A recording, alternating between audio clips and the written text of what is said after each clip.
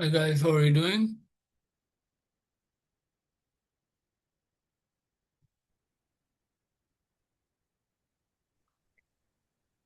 Hello, Hey, hey. can you guys hear me? Adrian, Oh, hey, how you doing? My bad. I realized my mic was off. it's okay, no worries. Chris, would you like to take the turnover? Sure. Let me pull it up and share the link. Sorry? I said, yeah, sure. Let me pull it up and I'll share the link too. Okay, perfect, perfect.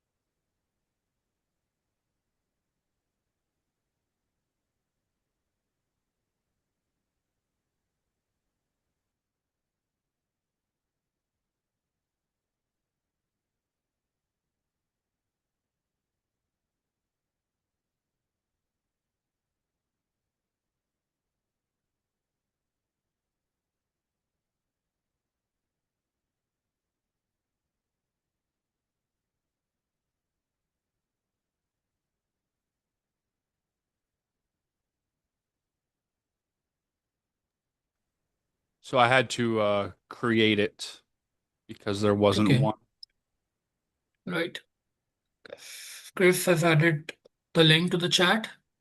Everyone, please go on it and type your names. All right. Good evening, everybody. Today's the 24th. We got Mr. Moyes leading, as well as I don't know if TJ's here, Williams here. Get rid of that for now. Everybody just make sure they copy the link, sign in. Shift overview, no major incidents or key activities to report at this time. Current risk level is low, risk trend is stable. Excuse me. No notable observations were recorded that impact our current risk level. Please, if you have a detection open, close it out before the shift is over. There's issues with people leaving tickets open for days at a time, which is affecting our metrics. Critical news: the onboarding course has been published in school. It has been redone. TJ Williams suggests that you check it out even if you've done it already. The CTI and threat hunting courses are published live in school. Mock interviews 1 through 4 are due by this Friday, no exceptions. Analyst checklist expected by the same day. Mandatory coaching call on the 28th. Courtney, did we officially make, was that for 7? Do you remember what time you said? I know you asked the question. Yes, it is at 7. Thank you very much. So this Sunday at 7 is mandatory. If you can't make it, please reach out to him personally. The threat hunting deck guide is available. Incident response and detection guide is available. Odanis checked to make sure that everything is up and running. This is from yesterday. Hopefully, we did the same for today. If not, if somebody could do that, please. Yeah, they're good. Um, awesome. Thank you very much. It looks like all of these are closed except for Threat Hunt by Vice Spider from Odanis. Did we finish that? I know it was from yesterday. Yeah, it's all closed. Excellent. We could just delete all of it, right? Moist, is it good to remove? Yeah, Okay. we've seen the end of the end of the shift. Sorry. All right. Keep All going. right. And that is everything, unless I missed something. Perfect. Thank you. William, just by the way, I don't see the permission option. All right, no worries. Okay. Okay, so like last week, the way we did the CrowdStrike thing, today we are gonna do the Sentinel thing. Like I'll run through a Sentinel alert myself, and it would be good for the people who are new, especially Adrian, you. You can see that how we investigate things on one of our tools. But before that, the people who want to work in another room in their for their own alerts, just let me know, and then also let me know that if you want to if you want me to assign you something, and then I can put you there, and then we can start. doing the SentinelOne thing. So just drop your names in the chat. Whoever wants something to be assigned. Matthew. Oh, Courtney. Perfect. Yo, Celestine, how was the interview? Celestine on the call. Yeah, I'm here. I'm here. How did it It go? was, yeah, it was great. Um, I had some, some tough parts, but I was but for the most part, where he was asking incident response, how would the process walking him through a process of an incident response, what's a malware, and pretty much like some behavioral question if I've made a mistake before, how I handled it. And I think what I struggled with was when he was asking what is what you call it, what is the difference between an IOC and an artifact? I know what an IOC is, but I didn't know what an artifact is, and I didn't know what the code for successful Windows event login is, which is was 4624, and that I didn't know. But for the most part, because I was asked a lot of questions by the two of them, but I think that was what I struggled with. But I did ask them to give me their feedback at the end of the day, which they had some positive things to say, and told me some things they thought I should work on. And so pretty much I'm expecting to hear from them maybe by the end of today or tomorrow. But I guess tomorrow because the close of business is done already. Got it. Okay. Well, first and foremost, congratulations because um you got it done.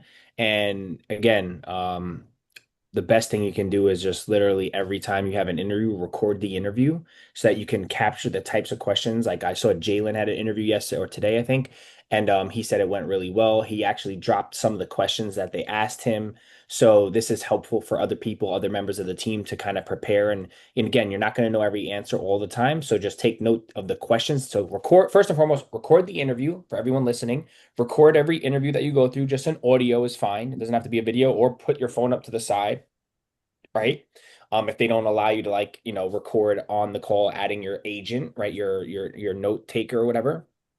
Record your interview. That you have to do that because you're probably not going to remember every question they asked you. So that's why worst case scenario, that if you don't do it with your note taker, just record an audio note so you can hear the questions and then go after and write them down and then literally fill in the gaps, right? That's the first thing you want to do. So the second thing, if you also feel like sharing those questions in the chat, in the Wins channel or career support channel, that would be very helpful for everybody, similar to what Jalen did. If you haven't done that already, please do that. It's helpful.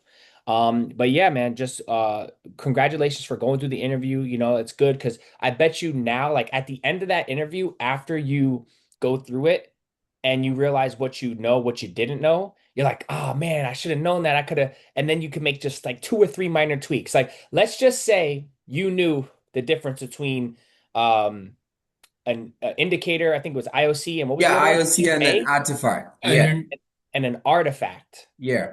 Okay. Weird way. They kind of seem like the same thing in my opinion. But regardless of the fact, like once you go through the question again, and now you're like, oh, I know what an IOC is. Oh, I know what an artifact is. Oh, I remember what a TCP handshake is. Now, like you can notate that, right? Your confidence goes from right before the interview, you were nervous and you're like, oh, I don't know what's gonna happen. But after that, you're like, man, like you probably feel like 2 or 3 notches above where you came in. So that's why I say get your reps in, because the more you get your reps in, the more these interviews that you do, like you're gonna be like, all right, on the next one, flying through those interview questions because you're already prepared for them, and you'll just be that much more confident at the end of the day. But you'll get interviews every now and again where they'll be like, "What's the difference between this?" or "What's you know, a TCP handshake?" Like they ask a lot of like, certain questions that would like are out of like a Security Plus textbook. I'm like, the hell if I know, right? And so you'll get some interviews that kind of go like that, where it's more like tedious, like what's this, what's that. And then you'll get other interviews where it's really like scenario based. Like they want to know, like, have you been in this position? How would you handle that type of situation? Like they're more worthwhile interviews because who the hell cares if you can remember a term from a Security Plus textbook, But Yeah, it's good to just still share these questions so that we can right. all build our question, itinerary or question bank because it's good. These are questions that come up, and if it's not at the forefront of your brain, you might miss it, right? And I'm not, I'm excluded from that, right? So share the questions with your team. Good job. And again, volume on to the next one. Like, regardless whether they call you back, don't call you back. I hope they do, of course. But regardless, it's all about volume and making sure that you learn from every interview. Because if you go from this interview to the next one and there's no significant growth in, like, if you don't know those, if you knew that 3 of those questions stunted you in the interview, and you go to the next interview not knowing those answers, shame on you, Yeah, of course. right? Of course, of So course, make of sure course. that you fill in the gaps because they're just learning opportunities at the end of the day. But yeah, Yeah, no, yeah, I can agree with you less because it's like I was like I'm getting in the mood, like I'm just getting into the groove now. Yeah, that's how I feel. It's like, I'm beginning to understand some things, getting comfortable. So definitely, and I'm really excited that I got to take that. Moise actually helped me feel very comfortable. I try to enjoy myself during the interview, just relax, calm, listen to the question, take it up as it comes. Although I was expecting more of the situational questions, like, getting down, breaking details, but it was more of the textbook things. I was able to remember most of it because it hasn't been too long. I did CompTIA Security Plus, but anyways, I obviously forgot some. I'll just, keep going as always. Yeah. No, it's okay. Like it's like you should also think about that the person who is interviewing you has a point to prove that he's more competent than you. So out of the 10 things he's gonna ask you, naturally something will be which you don't know. If you are going on a good progress, then he's definitely gonna raise the bar of the questions more higher. So there will be some non-zero probability that you will miss something out of it. And that is natural. Like, so that is fine. Like, so it's okay that if you didn't know two or three, like, I don't remember like that Windows code you asked, like, because I've never memorized them. I who the heck always, remembers those codes? Like, I don't yeah, remember those codes. like you That's such asked a me, I that's don't such know. a I'm sorry to interrupt, but that's such a stupid question to ask in an interview. Like, and I've had people like ask me that interview question and I've got it right. And they're like, wow, I'm impressed because he was like, I don't remember any of those codes. I don't know anyone who does. But like I did know it. I did happen to, glance over it right before the interview. Like, let me just see if because they like asking those types of things, minute details. But it's such a meaningless question because it's like, if you don't know the 462, what is the successful login? I guess Yeah, you so should know. Let me make it. yeah, Now, yeah, yeah, now yeah, he yeah. knows. Now he Yeah. knows. The Windows event login. So after that, A yeah, successful a Windows successful. event So login. now I know this shit is going stuck for life because the 4624 is the successful login and the 4625 is the failed login. They didn't ask me about the failed login, but when I did the research, I saw the successful and the failed login. So I'm like, okay, you guys, I'm coming. Is it? We got to get that Splunk runbook running because that's on there. Both of them. So the 4624 is your successful login. And your 4625 is your failed login. Okay. All right.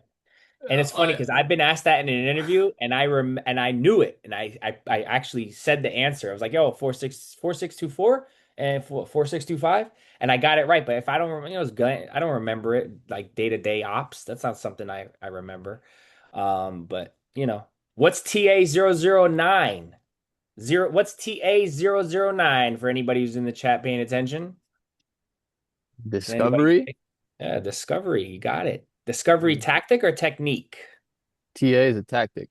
Okay. All right, cool. So let's figure out how we can everyone do your part. We have 13, 12 people on the call. Everyone do your part in helping us all remember the MITRE tactics by code. That's impressive if you can do that. Like if I said what code is tactic initial access. And if you can actually like just be able to like remember that, again, meaningless stuff. It doesn't necessarily mean too much, but it's like, it's impressive in situations like this. It's like being able to kind of just, move across the matrix, board, so to speak. But yeah, thanks for sharing that, Celestine, and great work, man. You should feel proud of yourself because there's more where that came from. So the more of these reps that you do, the better. But yeah, good job, man. Did they explain something more to you, like other than the interview questions, the environment and everything, and all those stuff? They it's HD Supply. They have like a massive environment, and so I think the part of the people who one of the persons who interviewed me was their lead security engineer, and the other one just moved up from the SOC role that they trying to fill in.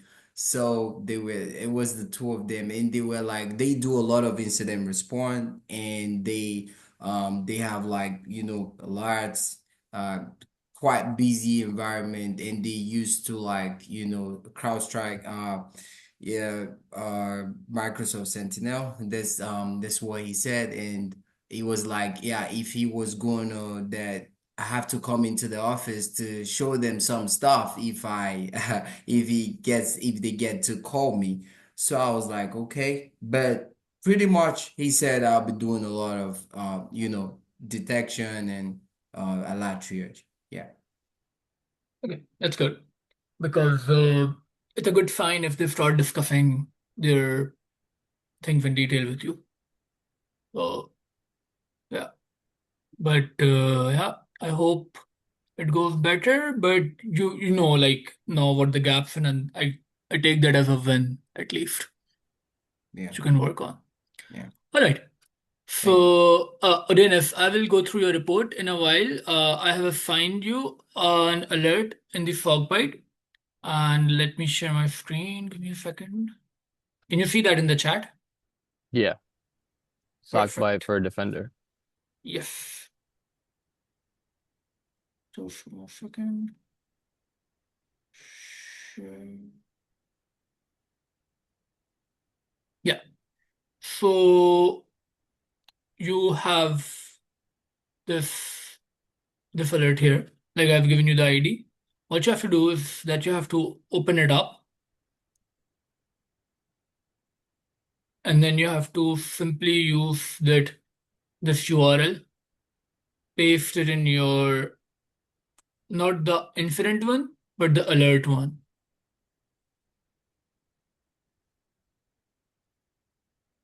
Oh, sorry, Google first it.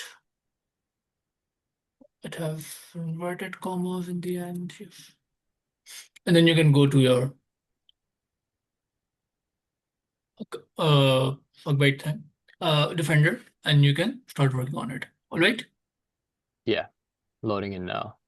Perfect. Perfect. Okay. So who else is left? Sebastian is done. Odenis is done. Good job. Done. Courtney is left, I guess. Matthew is done also. Okay. Okay, Courtney, you're gonna stay here. Then I guess everyone who wanted the alert to be assigned has been assigned. If I'm right, let me know. If I'm wrong, anyone is missing, let me know too. Moise, can you put me in my own room? I need to finish my detection. Sorry? Can you put me in a separate breakout room so I Yeah, can? yeah, I will put everyone. I will put everyone. I will put everyone. I don't know. Put me by myself, please. I You want to finish this. I know I'm just gonna end up talking to somebody if I'm in there with somebody. okay? You want me to put you in an isolated room completely? Don't want to be with us normies, huh? Tell us how you really feel. Oh yeah, we're I'll tell you isolating how I him from really, site authority. Good. I'll tell you how I really feel right Yeah. now. I really like that picture, Marcus. Matthias Yeah, I was trying to get the ladies' attention. That's all. Looking Eh, sharp. That'll do it. it's clean. Okay, and then Richard. You look like an executive. Okay. Dennis, you can go once you have presented your report, and you can present it now. Okay, let me open it. Perfect.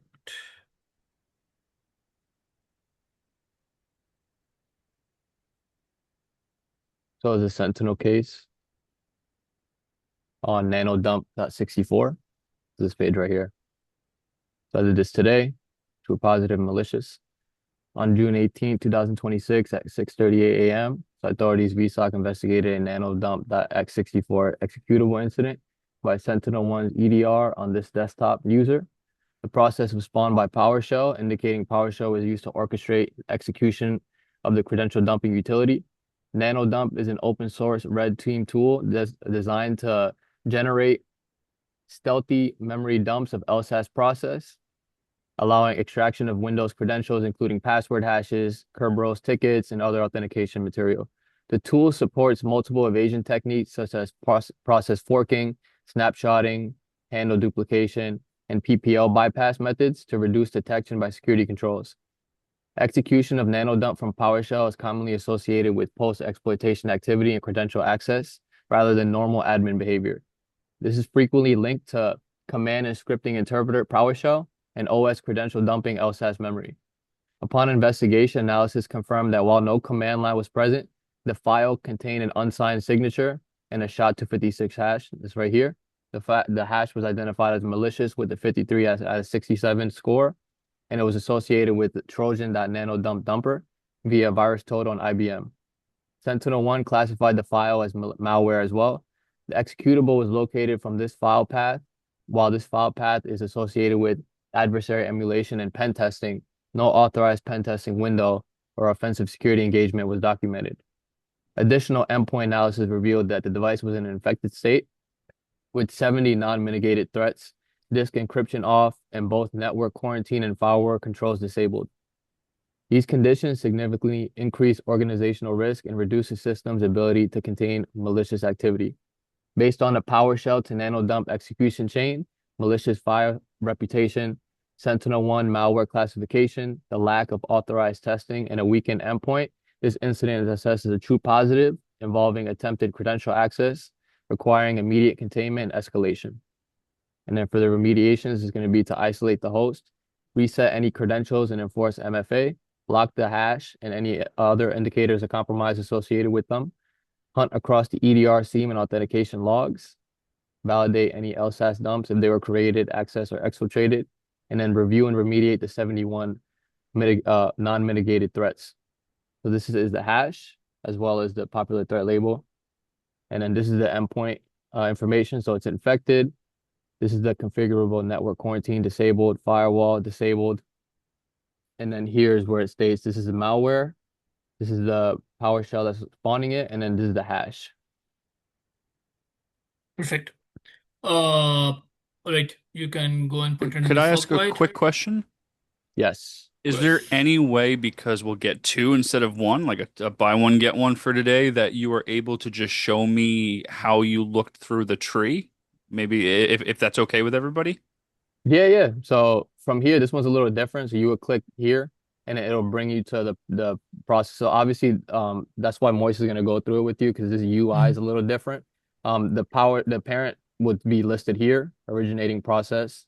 So Right. obviously you would just read it here, but then once you click here, it'll bring you to, you see how it says it was triggered 9 times on 2 endpoints. Then from So here, the it'll command actually, line interface was triggered that many times on two different PCs. yes. So then from here, when you open it, this is where I got the desktop information. So from here, you're able to look at it. You're able to see that it's infected. It lasted 4 minutes, disk encryption off. And then when you go back to here, it's pretty much everything. Classifications, malware. Here's the hash. You can grab it and go straight to VirusTotal, SHA-1 and 256. And then here's the non-mitigated threats. So pretty much everything is on this page as well as here. So if there were more, obviously it would be like 5 more, 9 more, but in this case it was just one. Thank you. Because And that's you where can I'm like, He's been struggling is poking following the around tree. in the tools. Yes, sir. My favorite. Yes, sir. what happened? Oh, no, he was just happy that I was poking around using the tools. Okay. Okay. But Yeah. All right. all right, cool. So I'll throw it on Sockbite. Thanks. Perfect. My Thank you for bad. Yeah, showing I'm me. sorry. I'm sorry. I lost control for a second. Sorry if I no, scared no, anybody. I thought you were watching the World Cup or I get anything. excited. That makes my never mind. No, no. It's okay. Can you put the link for the room? I clicked the X by accident.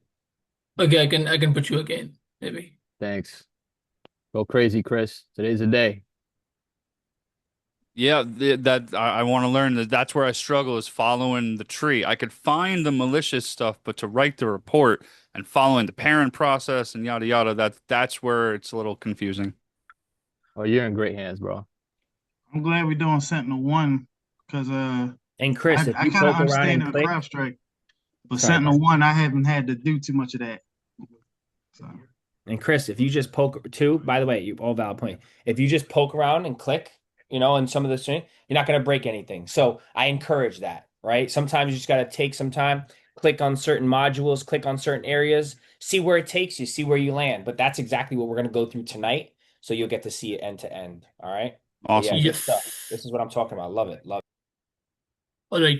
So, and yeah, like even if you break something, we have a team to fix it. So don't worry about breaking it.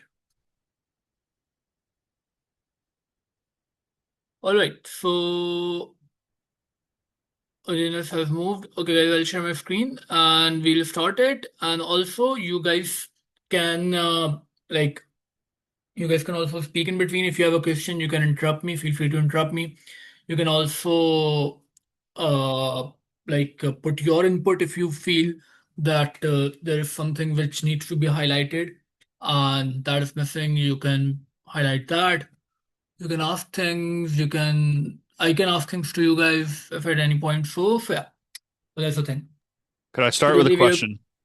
yeah, Chris, go on. Besides, Mr. Matthews asking if he could be moved as well. I have moved him already. I don't know.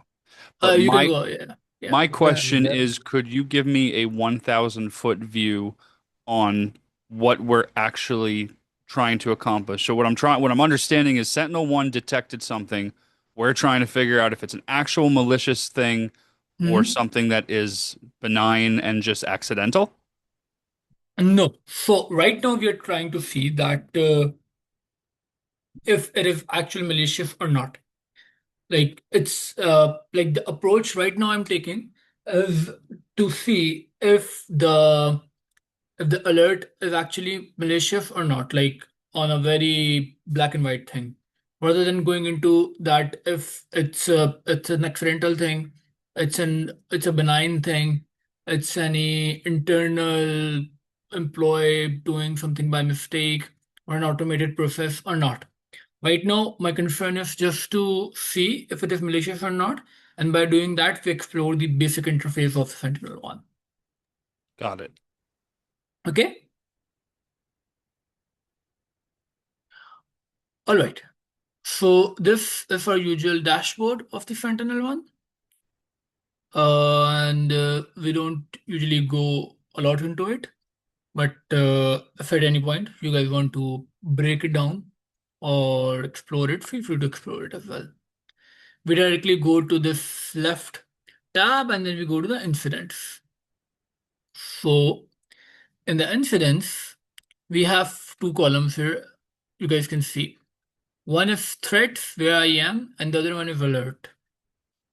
Okay, so can anybody and anyone, and you guys are allowed to guess as well, guess or tell me that why the threats is full and the alerts is empty? What is the difference between threats and alerts majorly here?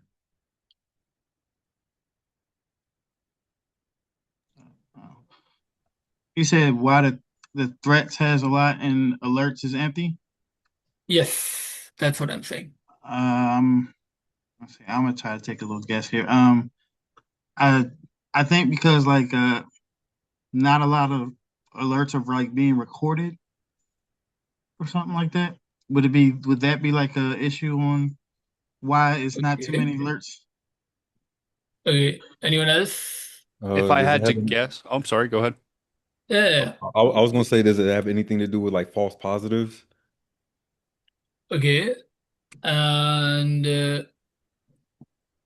anyone else? My guess is that we're not in a production environment. It's a false environment, so we're only given threats. Yes, kind of, yes. So anyone else before I move into that? All right. The like somehow you all are right. But like the Chris, I guess, was more near because so alerts are basically the customized rule which someone or any security engineer will make for their own environment, and whatever threats or alerts will be triggered by those customized rules, they will fall in the alert. And threats kind of they are detected by the automated engine of the EDR. So in easier terms, they are the default set of rules based on the open open information, which is identified by the SentinelOne, and then it detects those malicious activities. So this is good that we are getting information, but this is also not the best one because we might be missing the alerts which might be kind of let's say are are are are very much related to the environment we have. For example, if in your environment everybody uses um Linux, and I'm forgetting the name, but Linux has this Microsoft Office substitute which they use for document writing and everything. So let's say if in that environment you have banned Windows and any software related to Windows, and somebody started using Microsoft Office, so Microsoft Office might not get triggered here. Um, Microsoft Office might not get triggered here by the threats, but it might have been triggered by alerts if somebody has made a customized rule for the Microsoft Office. So I hope that is clear to everyone. Yeah, so the alerts come about if it is a customized rule, and the threats are kind of generalized rules that would be across any environment. Yeah. In easier terms. Okay, so I guess this is done. Yes, Chris, thank you, LibreOffice. I forget their name usually. And you can also like open your mic and speak because I usually don't see the chat. I didn't want to interrupt you, but okay. That's fine. All right, so once we have it, we would put some filters here. So the first filter I would want to put is of unresolved, because we are only going to do the unresolved ones, not the resolved ones. So now we have the unresolved ones here. So let's take this one, outflank dumper.exe.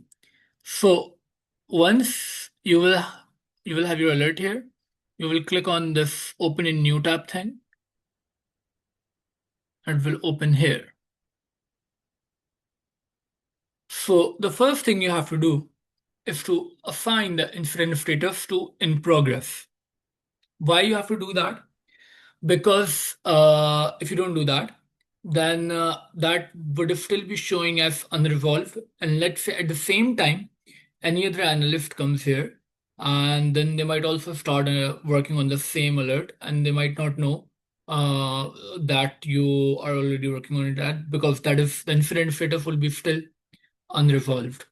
So it is a good practice to keep it in progress.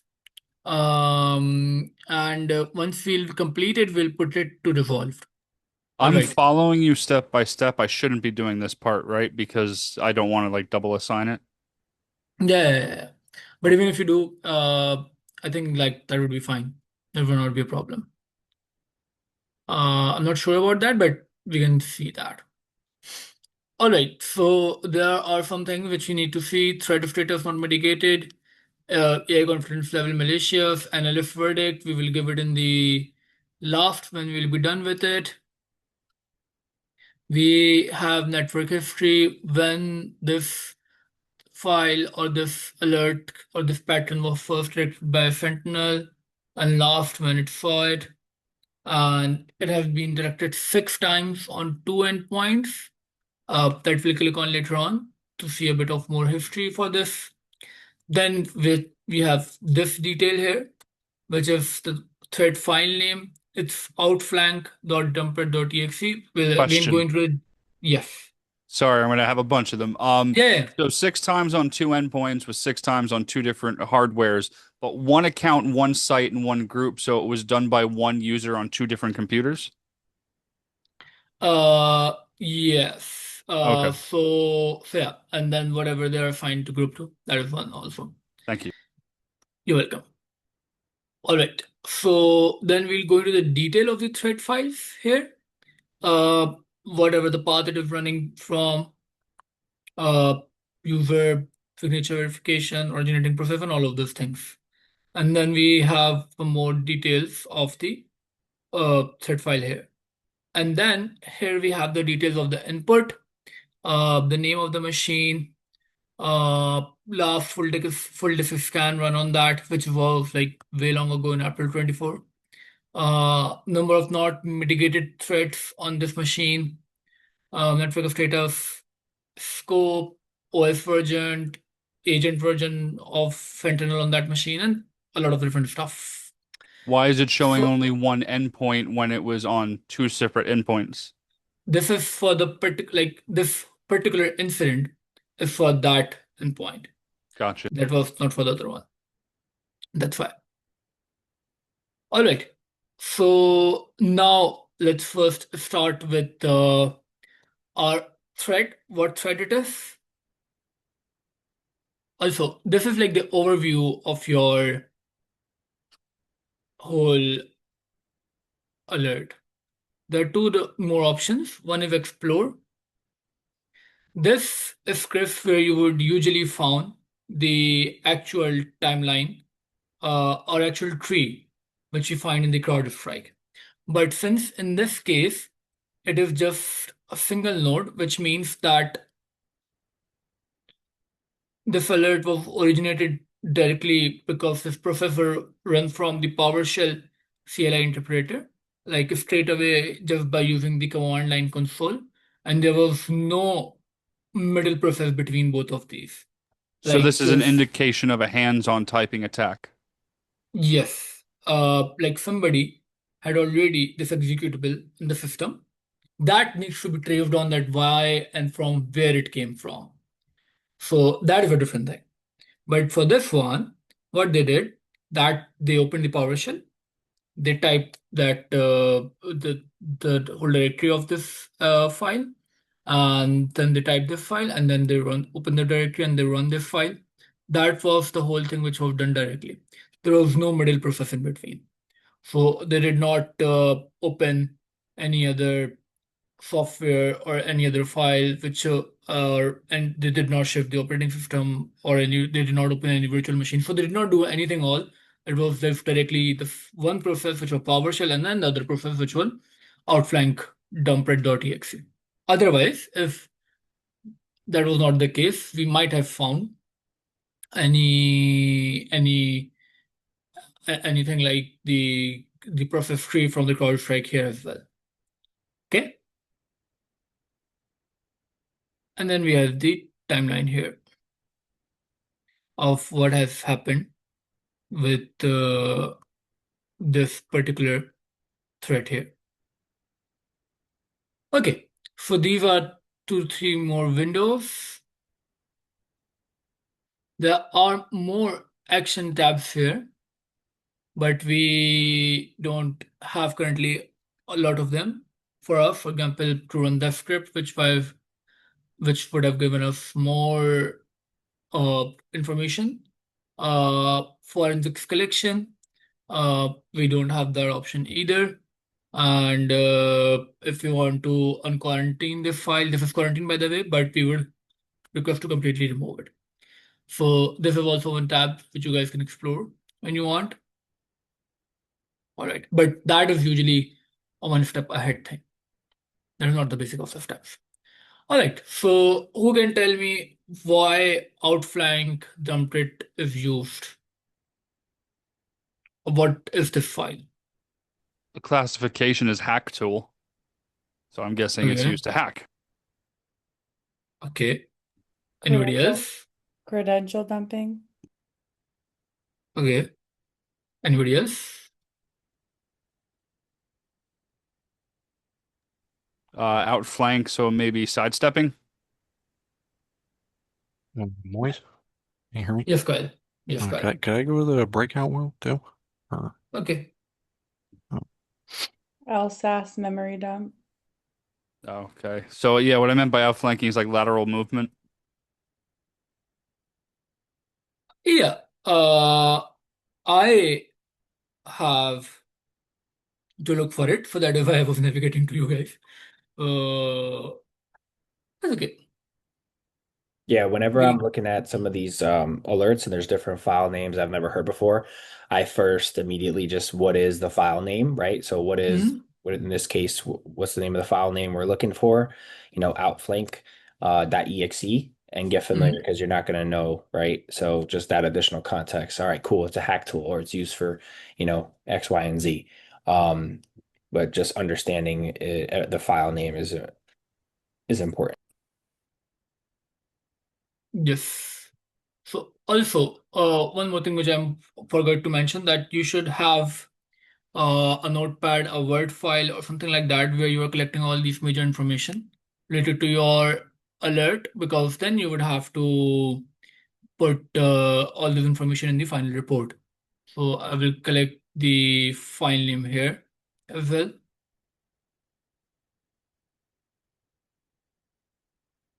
Okay.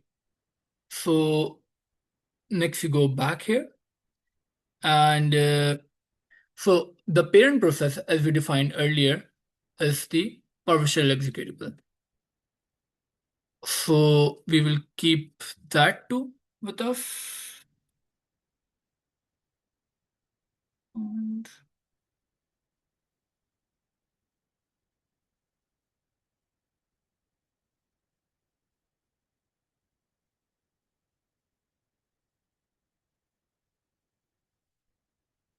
okay, guys, then I have two things here, and I would want an input from you guys on this now.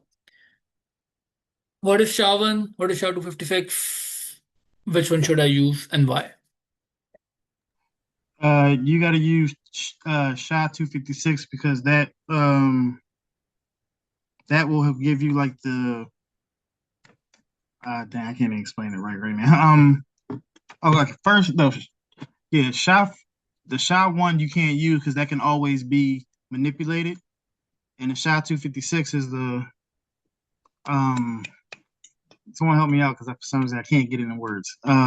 Bit encrypted hashes, SHA Yeah. 128-bit, SHA 256-bit. So it's twice, not twice, it's exponentially as you add each bit more secure. Right. Yeah, good. So yeah. So thanks for the save, Chris.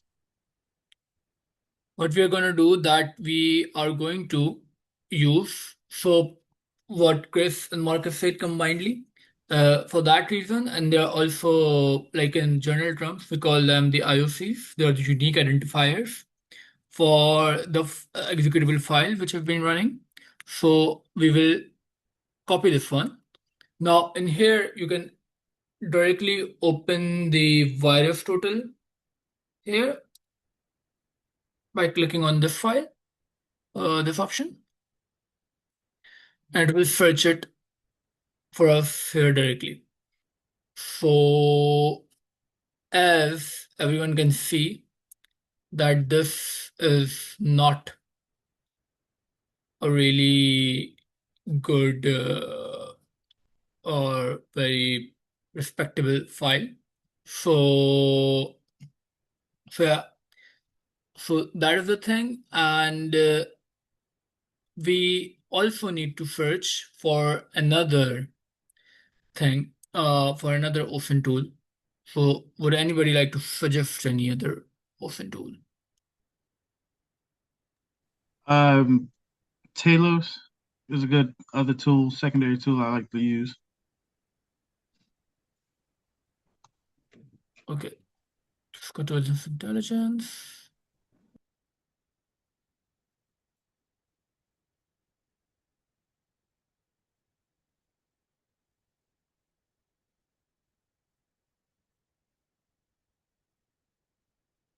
Yeah, so Talos is not giving us the score right now, but it has declared it as malicious.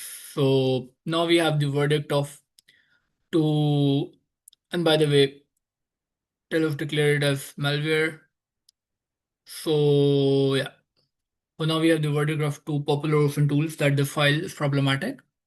And it is malicious, and Wireful has a score of 50 out of 69. So that is definitely a problematic file for us. And that is the path. And so yeah.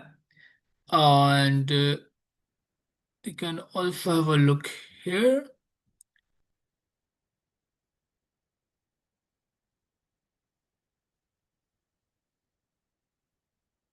So, Chris, you might come up with a question here, and which would be very right, that why you cannot see all those 6 incidents in the past. That is because there's a retention policy for every tool because they have a fixed amount of memory, and the previous the previous alerts have been removed, but the the tool kind of stores the data, the metadata of when similar things have been reported in the past. So that is why you are unable to see all of those ones. You read my mind. Which, yeah, because I remember you discussing that with Udinus, but that did not come up even at that point when Udinus pulled up for the 9, like the alert he was discussing. It had 9 previous times, if I'm not wrong. So that was also because I guess they usually have around a month retention policy, and after that, the previous alerts have been removed. So yeah, so Moise, that is the one. I think if you click there on the left and make the 30 days longer, like to Mhm. 3 months, you might see the other ones. Yeah, You found them. yeah, thank you. Yeah, but usually like they also remove them, so we don't usually have that as well. All right, but thank you, Courtney. I kind of missed that point. So that is that, and these these are like the previous ones which have been caused, but for the same file. So this will give us the hint that this file has been involved more in this on this particular machine, and this is not the first incident. So in this case, this can also give you a link. For example, if we look at the last ones, then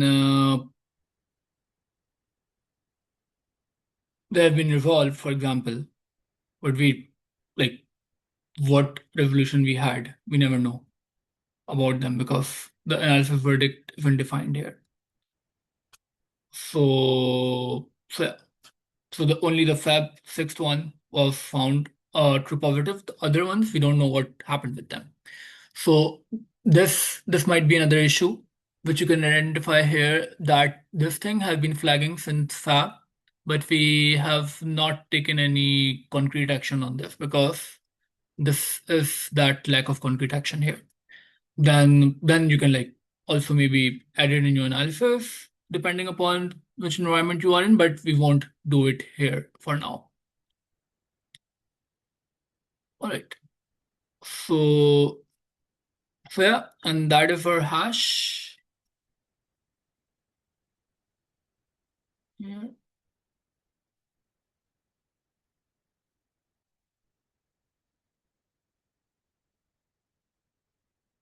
All right. That is our desktop name.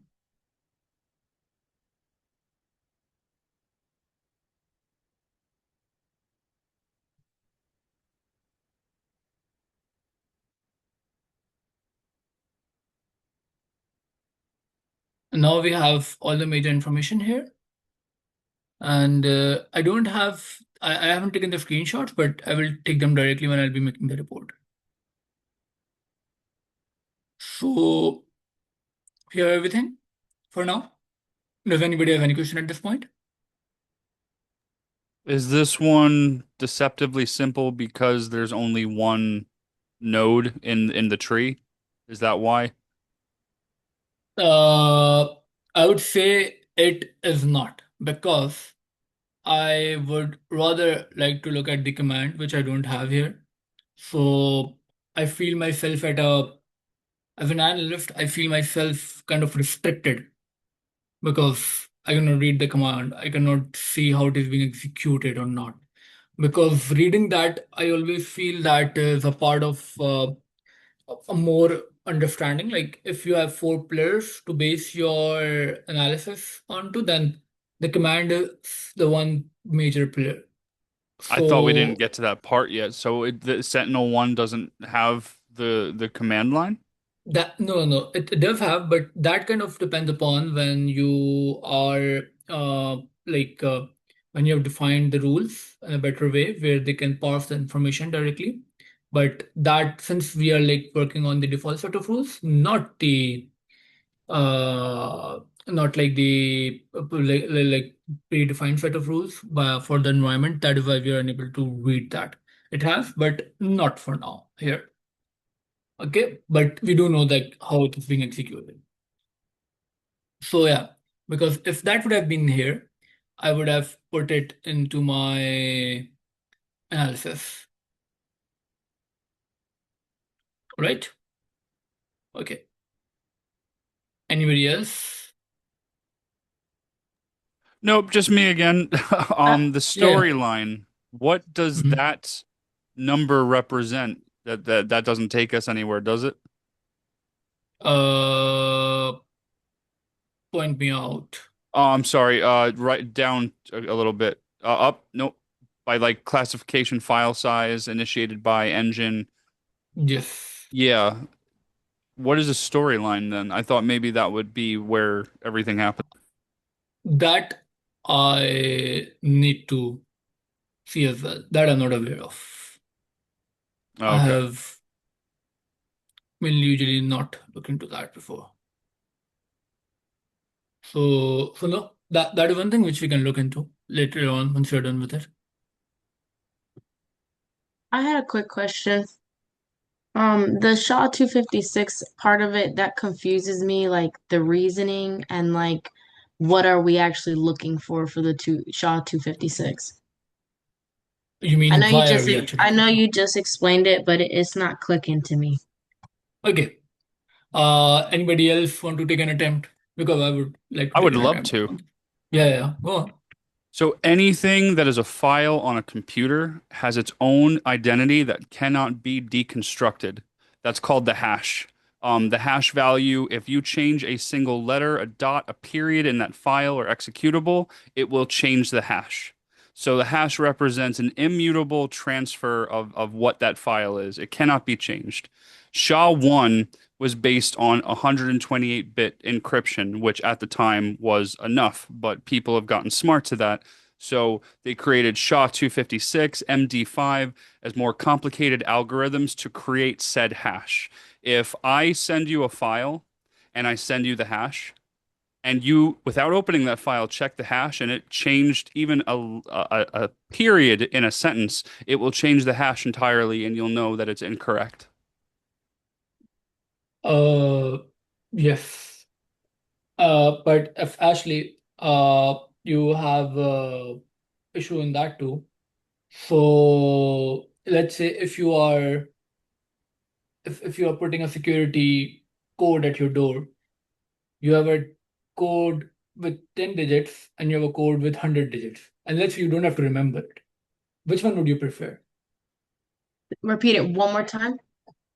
If you if you have to put a code on your door, Mm-hmm. and let's say one is 10-digit code and the other is 100-digit code, and you don't have to remember both of the codes. So just for like the security of, so whoever has to come to your door first to have, they would have to say the 10 digits or the 100 digits. The What would you 100 put digit. there? The Exactly. 100. Yeah. Okay. That is like the mostly the same scenario to think that's like highly encrypted, have more bits as compared to the other hashes. So that is why we used. Okay. So we Is that basically use the SHA-256 to identify the actual threat itself within our report. And we kind of have yeah. to, okay. You should take it as like the fingerprint for the file. Okay. Like it's very unique to the file, and that allows you to identify the file. Like Okay. even if like that does not happen on the computer these days, but even if somebody has put somehow a similar name and everything, just to mimic uh an authentic file for a malicious file, so you could still check the hash for both of them. That would be different. Okay. Okay. Thank you. And from my understanding, isn't the problem with the SHA-1 hash that two different inputs could result in the same output, but the whole point of a hash it's supposed to be unique to that file. So they started having to use the SHA-256 because it was longer and harder to create the same output. Yeah, no, it had quite a bit of issues, like the one you mentioned about the multiple outputs. And then also, I remember that it was quite becoming very much predictive. That is why it had to be removed with a better alternative. Okay. And then when we go to Talos or Virus Total with the SHA-256, one, what number or score would are we looking for to say like, okay, this is good? Like what in that aspect is it that we give the thumbs up? So that actually usually depends upon what is, like, let's say that depends very much upon the environment thing. Like here, I would tell you that if it's even a one source flagging this as malicious, put it on. And but I have seen, like, I've been in places where they put, for example, for IBM X-Force, they ask you to put the risk score at 2. For virus total, they would say that it should be 30% of all the threat sources which are flagged there. So it mainly depends upon like the environment, to be honest. But here I would say that if you even have like one source flagging it malicious, consider it malicious. Okay. Okay. Like, why I'm saying this? Because it is better to be safe than sorry because Right. of that. Right. Like what's the worst you can do? That you block an authentic file and everything. Somebody can scold you. Somebody can then redo that whole process. They can block the hash and everything. But at least that would not compromise your data or your integrity or your availability or all those things. Right. Right. Okay. Okay. Thank you. But that's just like my approach. People can differ on it. Got it. All right. Anybody else with anything? No? Hi, Jeffrey. Sorry I did not see you before. Oh yeah, I'm here. I'm sorry. No, I'm I just fine. didn't want to announce myself because you were talking. No, that's fine. You can. All right, guys. So we have our enough information, and now we move towards our report. So for the report, I will remind you guys again what we have as the pattern, or maybe you guys can remind me. You guys make more reports than me. Oh yes, I cannot technically put things in here. How do you assign an incident response to yourself? Is it different based on the SIEM tool we're using, or is it all in SockBite? It's very much different to the theme tool you are using. Here, like right now, I'll show you. Give me a second. So it again depends upon the question you are asking the context of. Are you asking for the context of here or in general? In general, you send me it's the beginning of a Wednesday. Today's Wednesday, right? Yep, sure. Yes. You send me the incident response that I have to handle. How do I assign it to myself? And you're saying it's different based on SentinelOne versus SockBite versus Defender. Okay. Sometimes your L2 would not even send you the things. What you would have to do is that let's say you will have a tool assigned to yourself. Let's say you'll say that Chris is the analyst for Curador for the whole week or for the whole month. And then the job of the Chris would be to come on the Curador and see the alerts himself, prioritize them in the order of criticality or the latest one or something like that, whatever the policy your company follows, and then you solve it by yourself. So that could be like one kind of thing as well. And then it also depends upon, like, for here, we we are trying to like put everything on the SockBite so we can assign it directly from the SockBite, so SockBite kind of become one point of contact for us. We assign it there, we go from there, and we do everything from there. But for some tools, let's say for CrowdStrike, let's say we have to go there and assign it on the CrowdStrike. But for the Defender, we can do it on the SockBite. So it varies from tool to tool, environment to environment, and yeah. But to be honest, at most of the places I have done the assignment, it has been done by the tool itself, not by the the work, not by any centralized software or any centralized dashboard. I was meaning explicitly like our program. Okay. But yeah, it's good to know. Thank you. No, here we are trying that we shift to the SockBite soon. Anyways. Okay, so since you have to start the report, let's talk about what goes into the report. The first thing I know is title. Second thing, Ashley.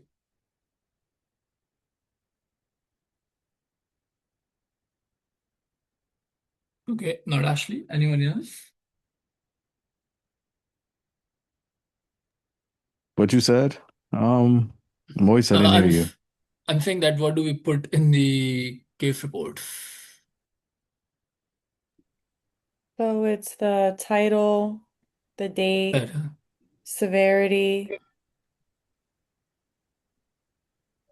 Analyst summary, Analysis summary. remediations. Guys, in the order. Okay, no worries. I'll search it myself. Oh, I thought you was okay. So in order, the title, the Okay. date. Yeah.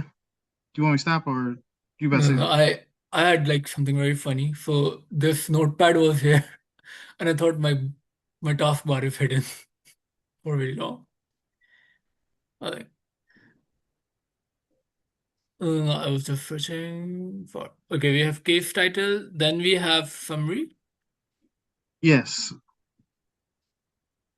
You know what? then I we put have date on. I keep putting date on mine so I can memorize what I'm doing. After the summary, I think it was in remediations. yes, no, evidence and then remediation, which are like the major things we have. Okay, Chris, since you have asked the most of the questions, tell me the title for this one. I thought you'd be sick of hearing my voice by now.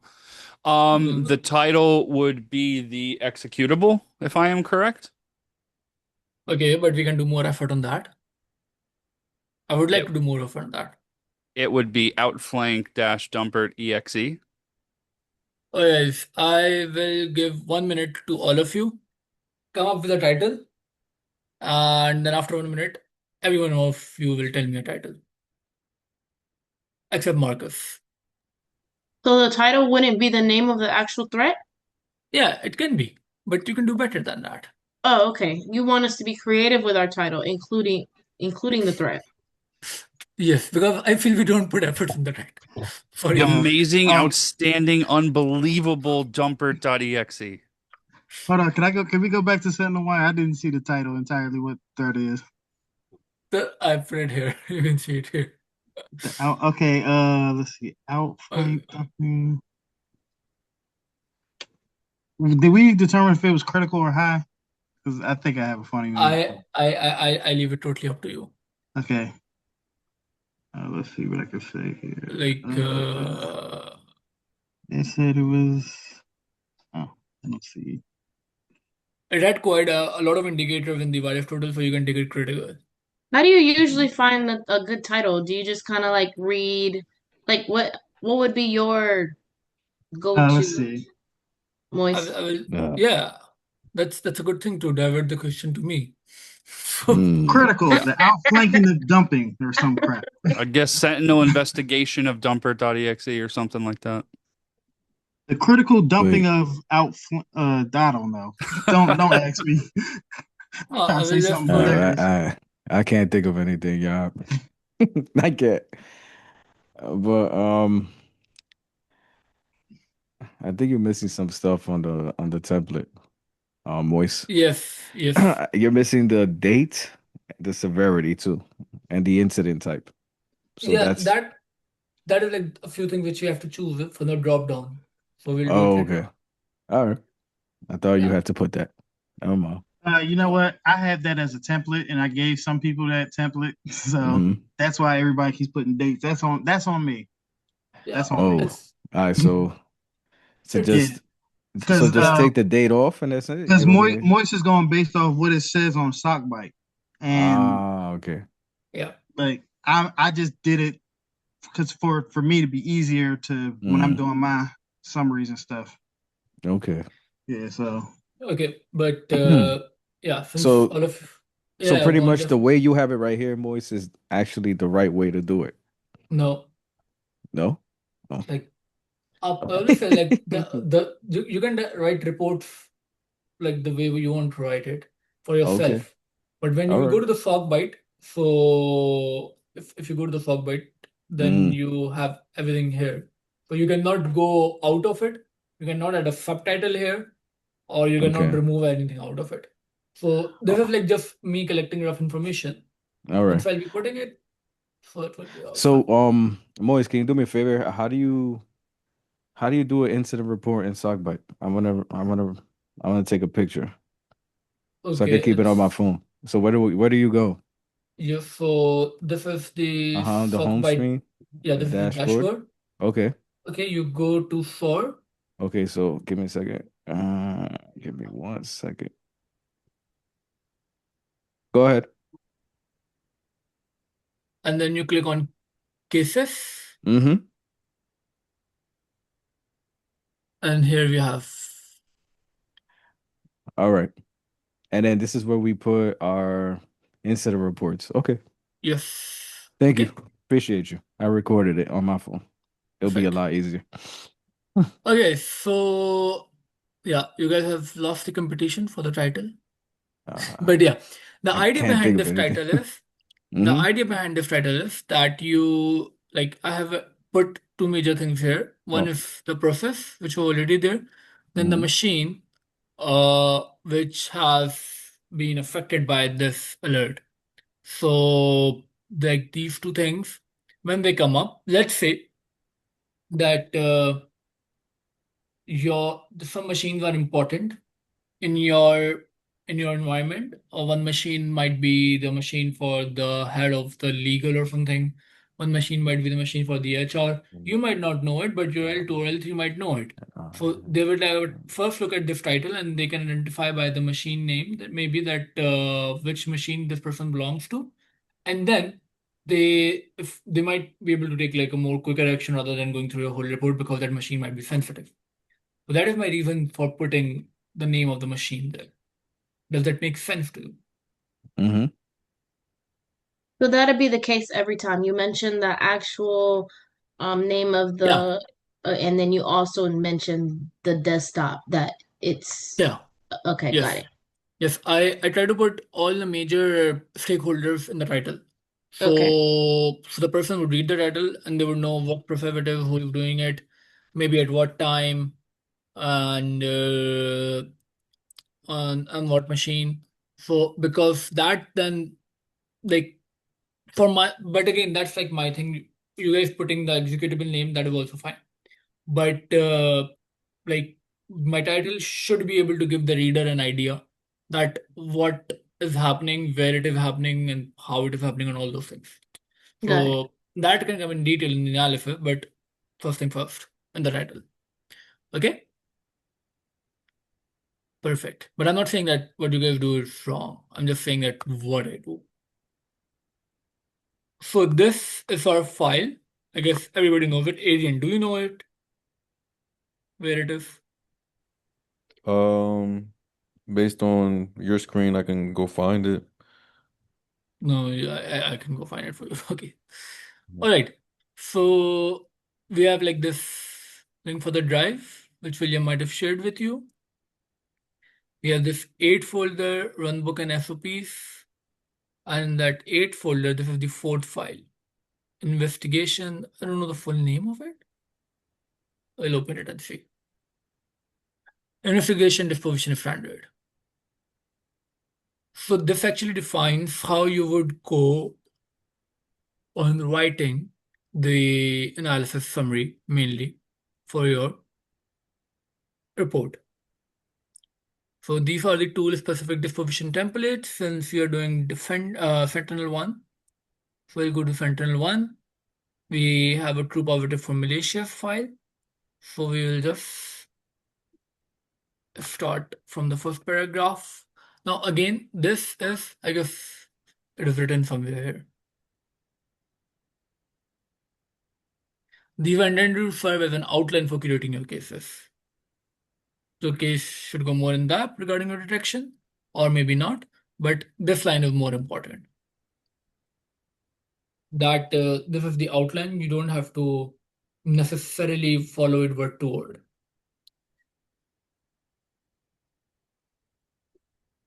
And then we can put it here. So on date and time, we can check our date and time.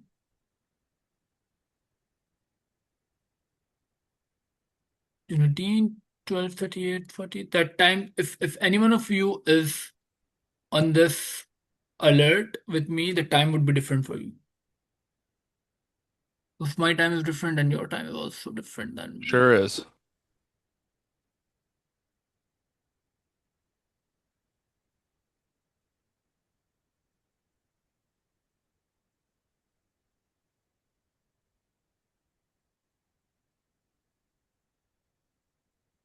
June 12th,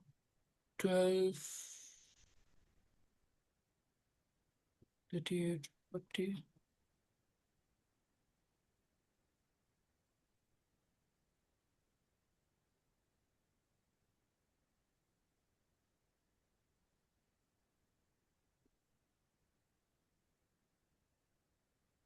Investigated a federal one detection, title, threat.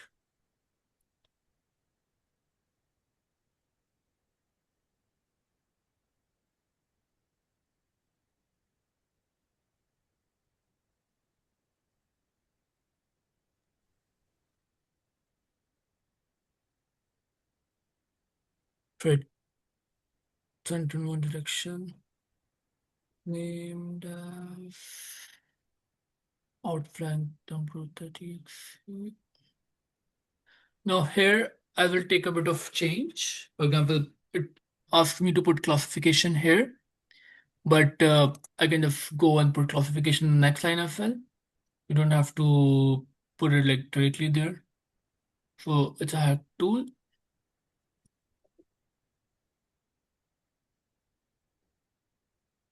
It is classified as a hack tool.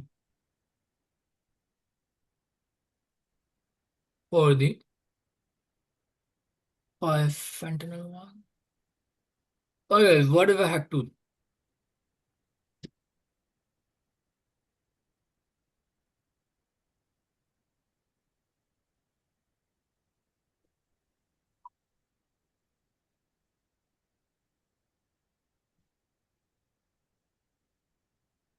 Am I not audible?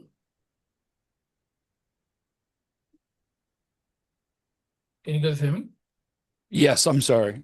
I No, was no, just actually just looking it up because I thought it was just more complicated than you made it sound. A hack tool is a software used to hack, possibly steal credentials, gain just unprivileged access. yes. Yeah, it's like it's a very general term to be honest. Like it's not a very specific. Like I guess it's more general than malware and ransomware as well. Yeah. So it is specified a hack tool by SentinelOne. Hack tools are the files which of softwares which could be used in many different threatening scenarios. All right.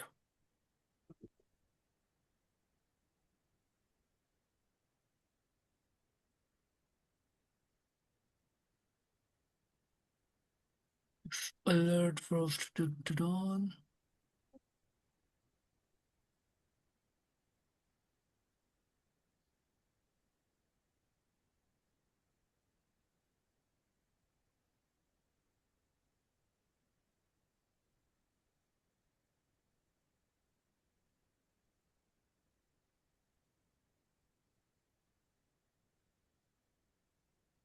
But this is too big. Why does the host have multiple IPv4 addresses? Because it has more than one network card? This one? Yes. I think, yeah, this might be a possibility. Okay. Yeah. But it is connected to only one service. I know this service because I like the folks in Pakistan. I'm from Pakistan. I know that. But yeah, this is weird. What is the IP pool? 1965, 192.16731, 56.1, 192.18.192. Yeah, seems like. Because mostly if you see the IP pool is same. The first two, like the three sets of the numbers in the IP. It's usually 192.168.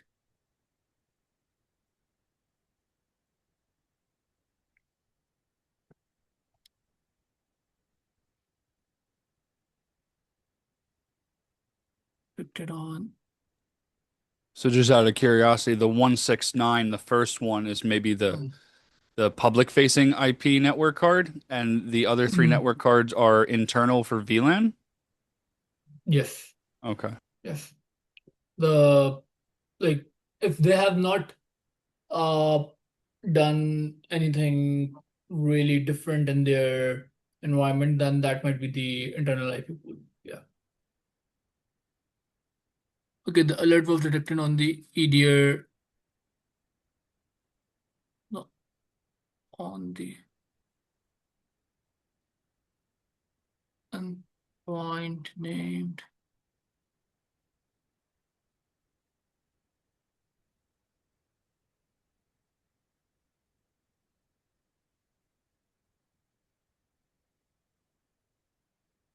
How many of you have your machine named as the default machine name? Absolutely not. Why? Me personally, because I build so many computers and I play with so many computers, I need to know which ones are doing what on where and why. Okay. And everybody else other than Chris is allowed to speak as well. Mine is Uh, the whatever it came with Original name. Mine's is Panda because it's Yeah, black and white. Whatever it came with for me as well. Yeah, it's Panda for me because it's black and white. you Man, need that's to crazy. change. You need to change it because um. So you always talk about how your passwords and everything they should be good and all those things, but username is also a thing. Like if you, I know it's not the most best defending point, but it is something. So if someone cannot guess your username or they cannot have access to your username, then they can never reach a password. Or maybe try to put some good usernames as well. Don't go with the default one. That is especially true if you are using any any new machine and it comes with like username as Lenovo or something like that. Appreciate that. I just changed it. Yeah, like not the detergent. Nah, it's just that mine's is black and white. Like it looks like a little panda. So that's why I call it Panda. Other than that, it would have just came with the name that it came with. This is a single node process which has been So where are you executed. getting this information for the analysis, Moise? That is what we do. Most of them. Like I was not able to do any telemetry to see if I if I'd have run any ransomware like encryption patterns or credential dumping, unauthorized remote access. So I cannot write this. So, but I knew that was single node process which has been executed using the PowerShell CLI, which is also the parent process for this.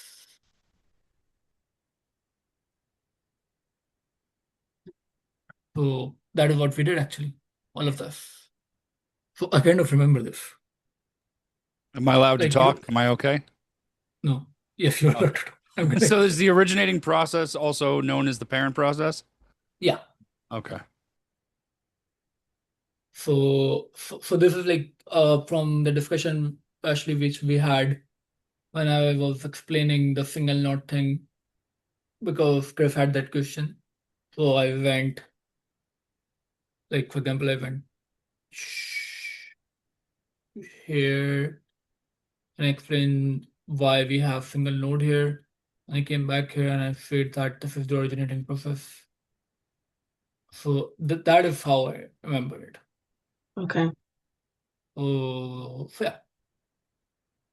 And then SentinelOne as a whole doesn't have telemetry like CrowdStrike, so it will always be the same that there's no telemetry. No, sometimes it does identify.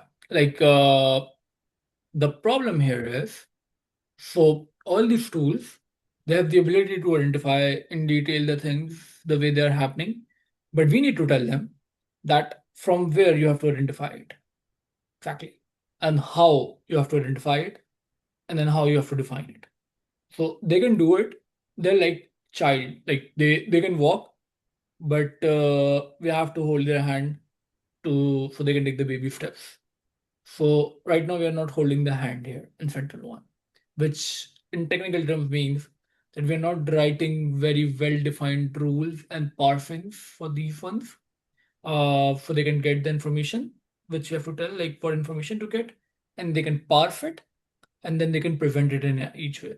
That is why we don't have the like a lot of information for like the commands and everything here.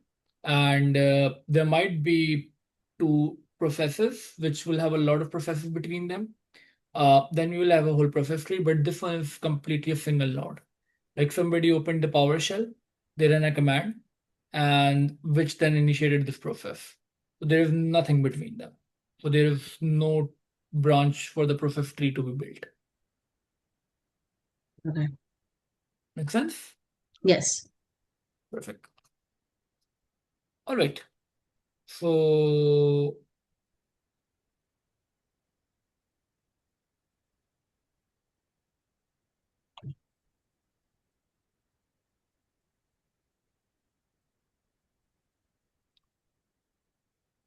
we found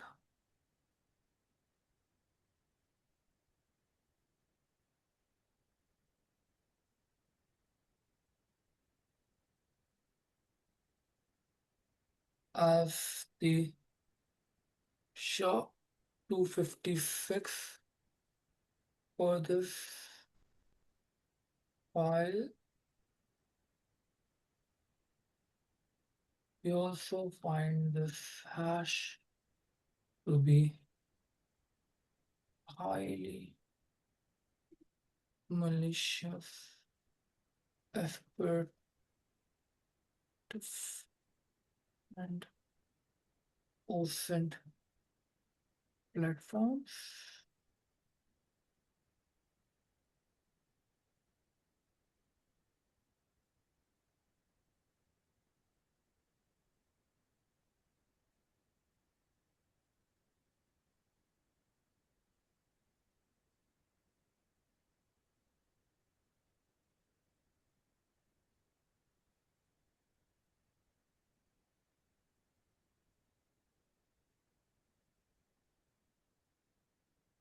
Therefore, we would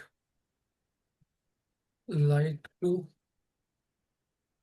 classify this alert as true positive, and we would declare outline the content as malicious file.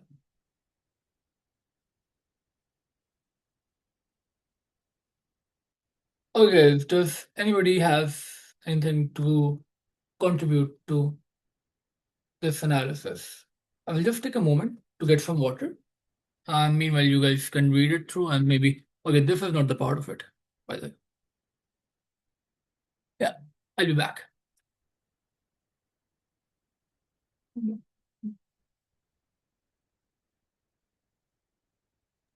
Quick, get the alcohol. All right, if you say so, I got you. No, but I was trying to finish up a little bit of mine because I was going to at least try to present it for the night. Let's classify as SentinelOne. Did he put the No, he didn't put the evidence yet on there. Adrian, do you come from an IT background at all? Or is this all fresh? Fresh AF. So yeah, this is very new. Don't worry. Same with me back in December. I meant to ask you, how was you feeling about like doing all this? Like everything kind of like okay? You got questions? Yeah.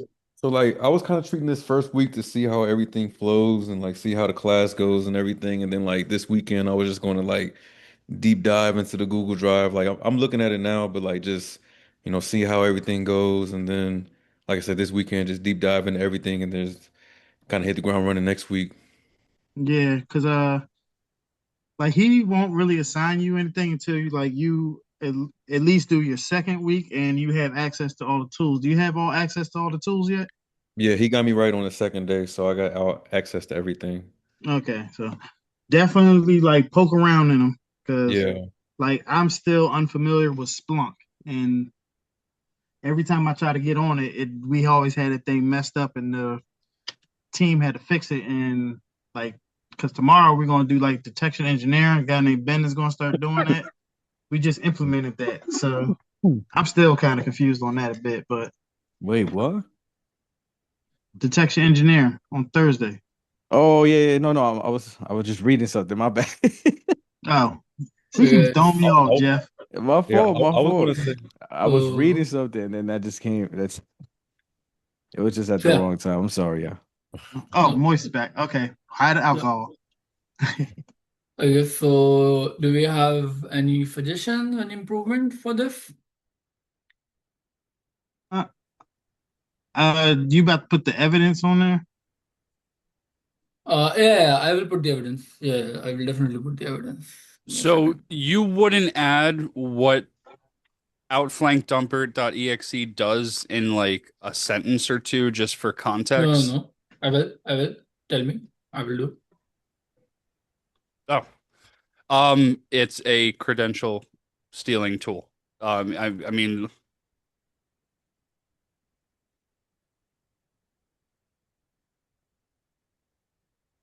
Yeah. it's an open source offensive security tool designed to bypass security controls and dump the memory of LSAS.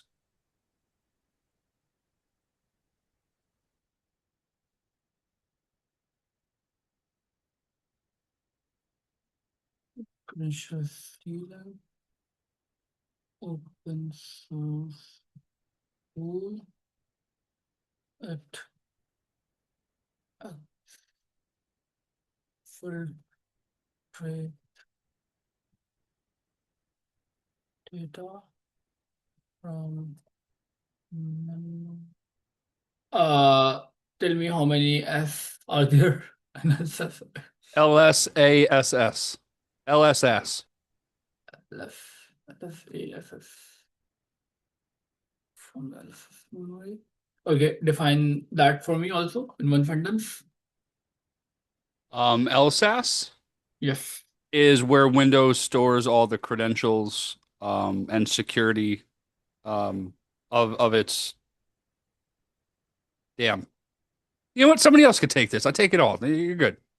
No. Go on. I deliberately did not put the details of the outline there. I wanted someone to identify it. Like this is the whole gap between the hat to line and that one. We are telling what we're classifying it as, but what is it? LSAS is a Windows process that enforces security policies on a computer. Oh yes, let's decide between Chris and Courtney. Is it a process, or this is where we at the store the, because if you're telling me that this is where we store the credentials, then I would consider it as a point where of a part of a memory. But if you're saying that this the process which applies the policies, then that will become the process for me. Isn't it What an it is? executable that stores using Kerberos that I was looking up? Kerberos is the one that holds the keys. Yeah. So yeah, but like I guess previously what you said was a bit different. Well, I'd go with So Courtney. I don't know what I'm talking about. okay. Okay, Courtney, make me write the next line. SS is the It's a critical Windows process responsible for enforcing again security policies on a computer. So is responsible for enforcing security policies on the computer,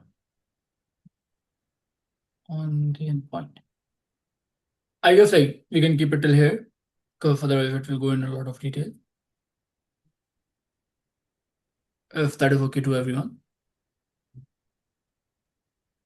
Hey, Mois, I finished my report. Thank you so much, Richard. I have not.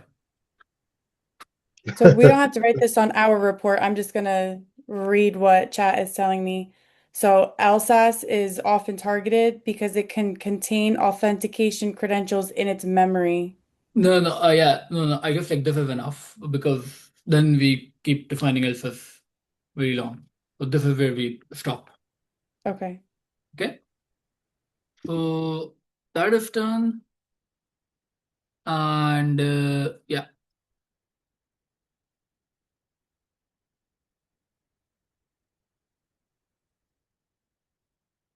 And then we have the virus total here. We'll take the evidence in last. But yeah, I can take it. Where now? So we have to.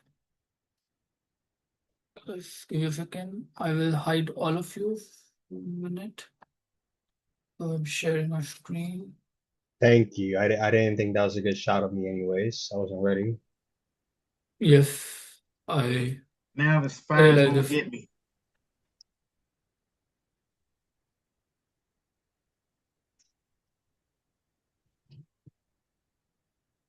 you're actually also getting recorded. So that is They will never take me alive. oh yes, then this is here we take the screenshot of Talos. If it's important that we take screenshots of at least two open tools. This is Talos.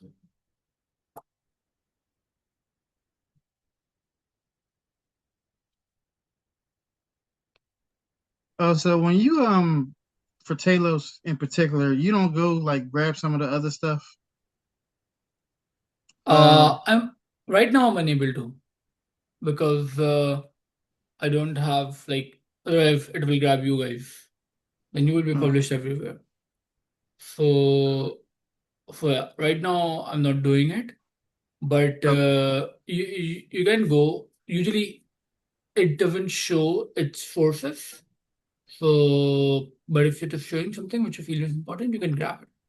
It's I mostly the normally go ahead. no, it's mostly the score which matters or the classification which matters. Okay, because I normally get only like maybe like the first few of the detection analysts because I don't know if that's like something that's important to put in your screenshot. And the same with virus. Yeah, virus tool. I would get maybe like the top portion of it, like some of the names. I didn't know if that was important or not. Yeah. No. Like if you want to go through these things, they're very important. For example, in virus total, this detail section is really important. It gives you all the major indicators for these files, uh, history of that file, different names, Okay. and a lot of different things. But yeah, we don't usually put it all in the report. Yeah, because I know the main thing is like the community score portion of it. Yeah. Okay. Oh yes, remediation. Good to know.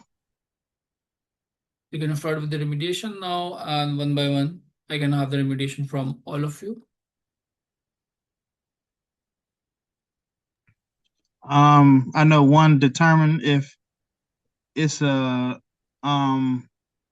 attacker or a team, test team, right? I think I'm saying it wrong.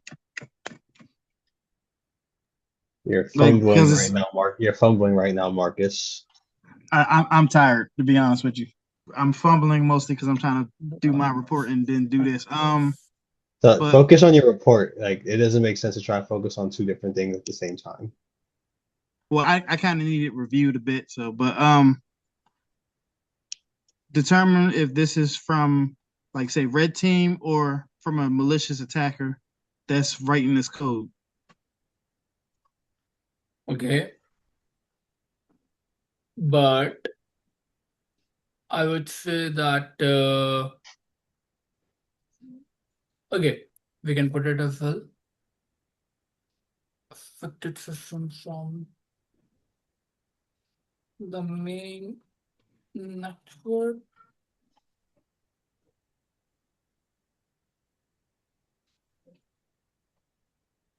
Remind the source of this alert was not What report is that? Oh, exercise. Marcus, that is what you said, but in a different language. we determined that the source. Yes. Okay. Anything else? What was it? Use a block and hashtag respectively. Isolate. Can we go back up to the report part? I'm gonna read a little bit more of it.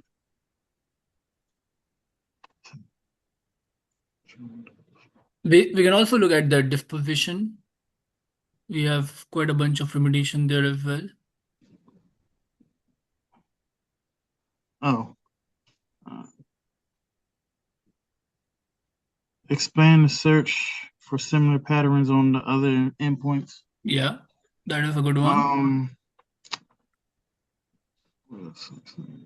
If you go into the disposition standards runbook, there are a bunch of remediations there you can use.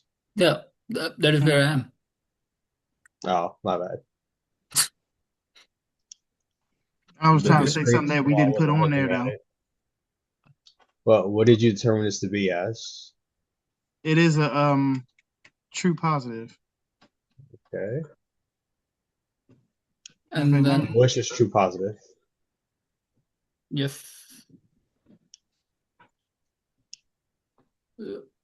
also suggest let me go back to this to this run true positive. Let me go back on it. run a full system scan to find more such malicious. We have collecting forensic evidence for No, deeper and deeper analysis. Did you put that on no, there? we can put it there. We also get in front of system scan to find more malicious files, which should be completely removed from. Resetting credentials and review access for affected accounts. Wait, is that the right one? Yeah. The credentials or affected. Okay, I guess these are enough. Set. Is this the right past participle form of the reset?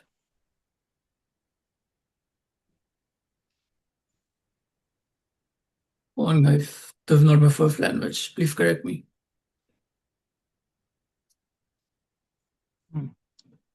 Don't make me Google it. This would be very embarrassing. We can also suggest full scan to find Okay, I guess that is enough, everyone. Yes. Where did Chris go? You told Chris to be quiet. I'm here. No, I Really did. quiet. No, I did not. I did not.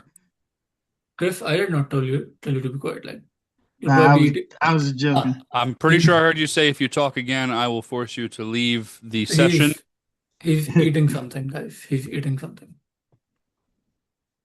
Okay. Okay, now we can put all these stuff in our Sockbite case report, which has logged out again for obvious reason. Can I just put mine in Sockbite Moist? Yeah. Okay, thank you.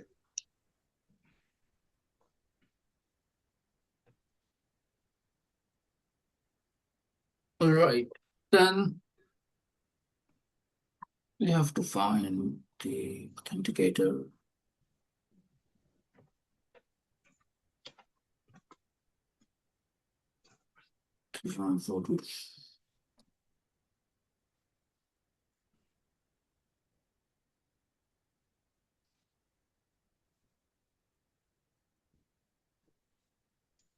Okay, so to make the case report, we go to for, we go to the cases. Jeffrey, I hope you remember. And we create the case. Here we put the case title. And then here we have the analysis summary, which we will copy all of that. And then that will go here.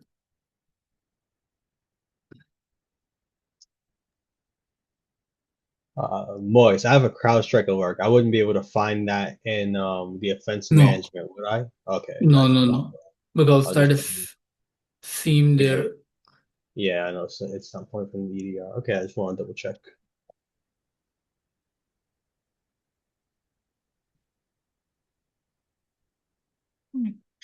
Filtrate.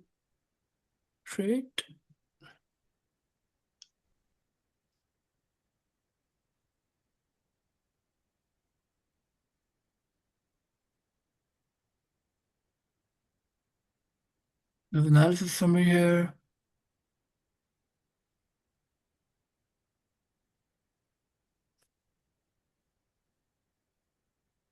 Then we have evidence here, which can go here.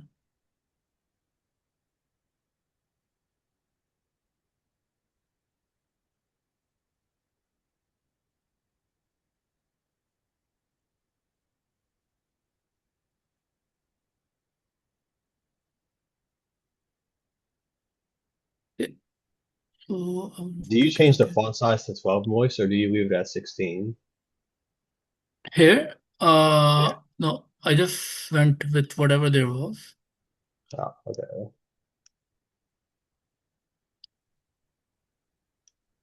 Take that again. Cover does not copy.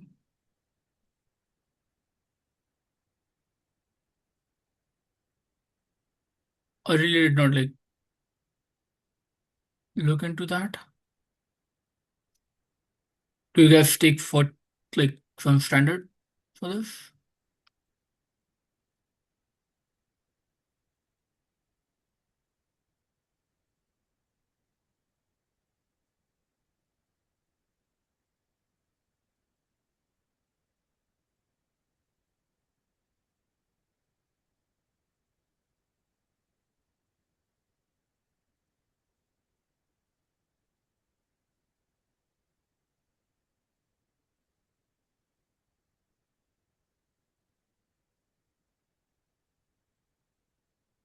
Then we go through and select the category for this one, the subcategory severity, tactic, which we believe is the most near one. Groups for we choose SOX authority, contributors all. For the remediation, we would go back and we will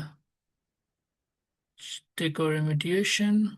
You got to go to the contributors and uncomment people, because then it's going to show up as we're all going to be on the case. Okay. Give me a second.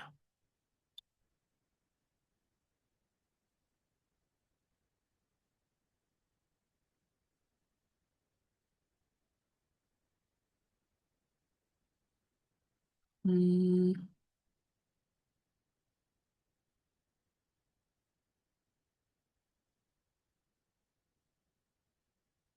don't give the option for bullets here. No, Yeah, they do. bullets left.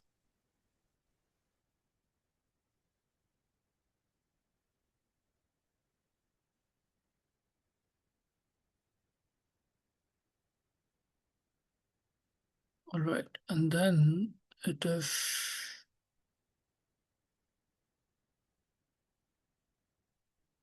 each one of you. I can like actually put each one of you and say that everybody work with me.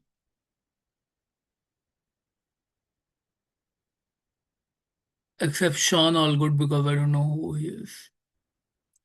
Do they even have my name there? Yes. Otherwise, I would have checked all of them.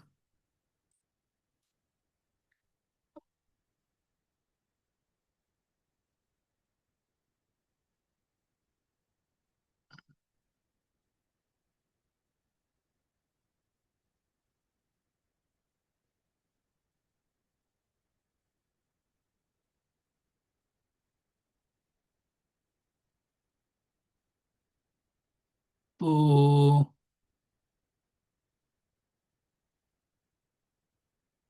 Chris, where is your name usually in that list? Chris, that is you, right? Yes, sir. Okay, so I'm putting Chris and Courtney because they asked most of the questions and they had most of the contributions during it. So that is why, guys, I'm putting your names on that report. I don't care Oh, what y'all Courtney deserve it. says about you. I think you're a nice person. No, I'm not. Even I don't agree with you on that. It's Courtney Y'all deserve it bullying though. people. Y'all asked the most questions. Yes. Okay, guys. So one more time, we have our title at the top, and in here we have our analysis summary, evidences, categories, severity, tactics, groups, and remediations. So after that, we just create the case.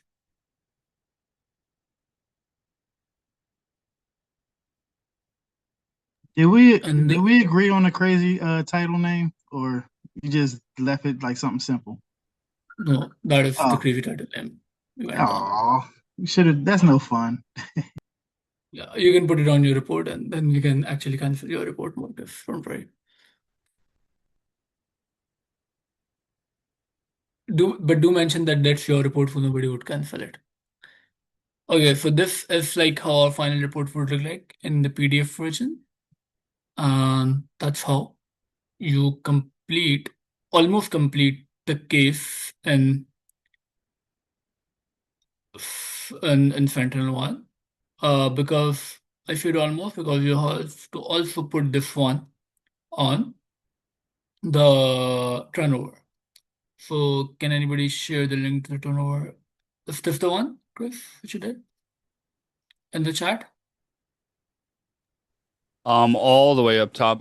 What do you need? The turnover? Sure. Yeah, yeah. Can you post in the chat again?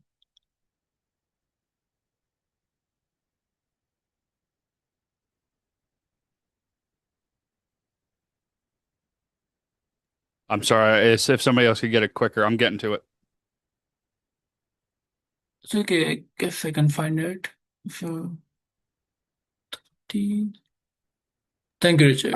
I just put, yep. Okay, so the last thing which you do after analysis and making your report is that you go to the turnover here, and this is the table for active incidents, and you go and put your incident here. For example, your case ID is here, authorities case ID. Sorry, Hugbyte's case ID, which is this one. And it would be usually like this. So you would have to use a format painter here.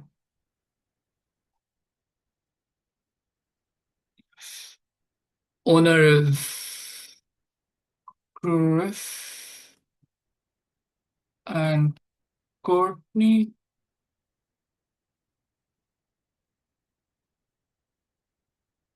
Time, what time do you guys have? 8:51.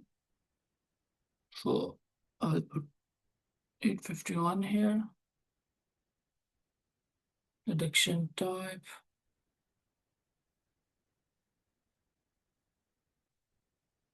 No.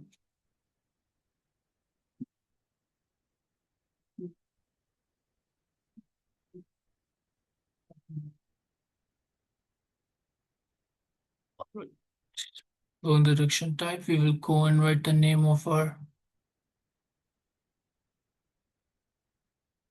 executable.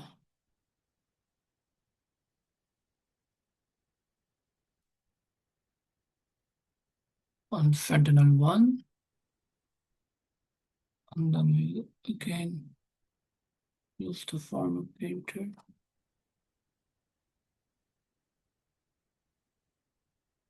Why?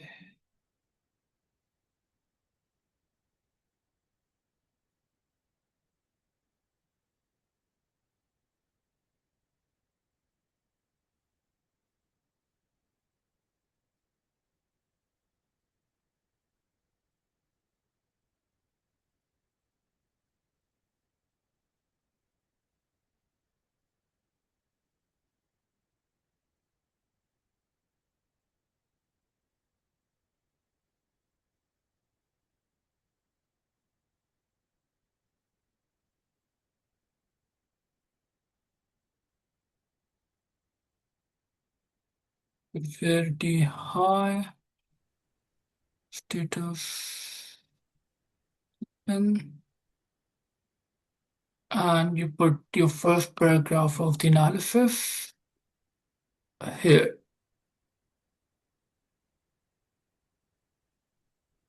And this is where your job would be complete.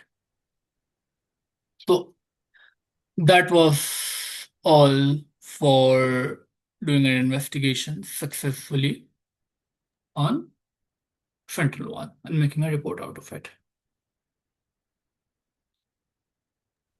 Thank you, Moise. You're welcome.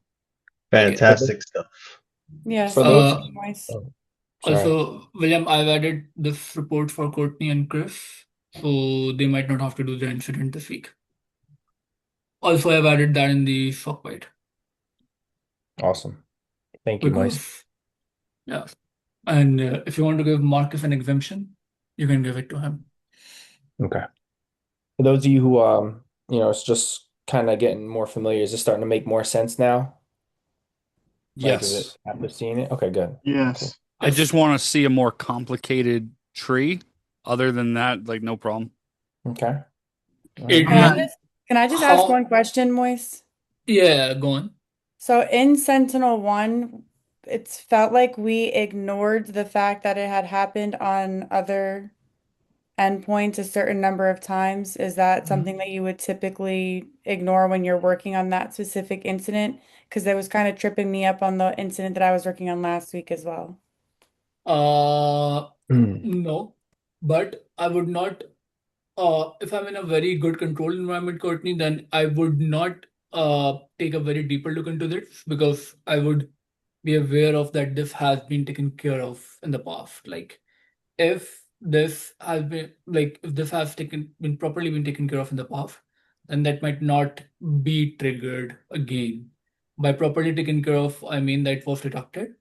Uh, it was uh, it was the hash was blocked, the file was removed, the rules were made more efficient if this was a false positive or something like that. So no, it would not come up again. And I would be aware of the fact that it has been taken care of. So, but Okay. it is coming up again. Then I will look at it by more of a newer angle rather than comparing it further before. But I will definitely look at the previous ones. But I will not Okay. go really deep into it. For example, I will pull it off and then I will see, okay, this was a true positive. It has been resolved. Good. Move on. Okay. Thank you. Yeah, this was Uh, helpful. I feel like SentinelOne has like because it like the difference between SentinelOne and CrowdStrike is like it has less information than CrowdStrike would. That I needed to I kind of like needed to pay attention to this a bit just to see like how to like really look through SentinelOne when doing these incident reports. Sure. yeah. Yeah. Yeah.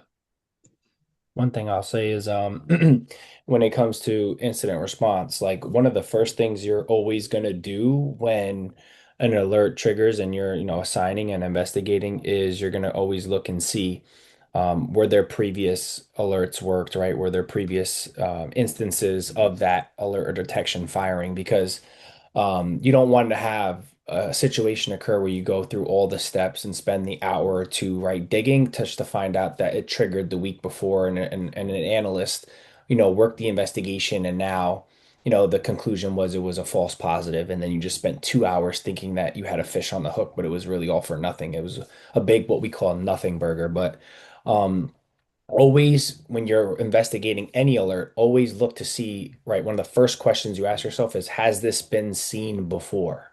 That's like the index zero question, meaning like before you even do anything else, like you want to know, has this been seen before?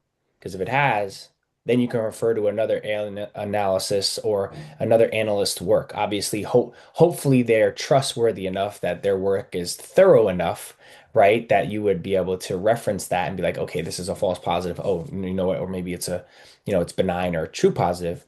But that eliminates a lot of redundancy um, and I've been in situations where I didn't do that in the past or someone else didn't do it. And then you find yourself wasting a lot of time and like, dang, I could have just looked and see like, I was beating my head against the screen trying to figure this out and it was already like done, you know, Yes. easy And click. also, like, I guess in good environments, the database of like IOCs has been maintained, which have been blocked, kind of a block list with IPs, hashes, and everything.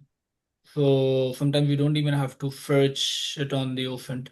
You just search in your own blocked list and then you find it. Sure. And you know And what then if action I to can take. add, oh, my bad. Go ahead, Moise.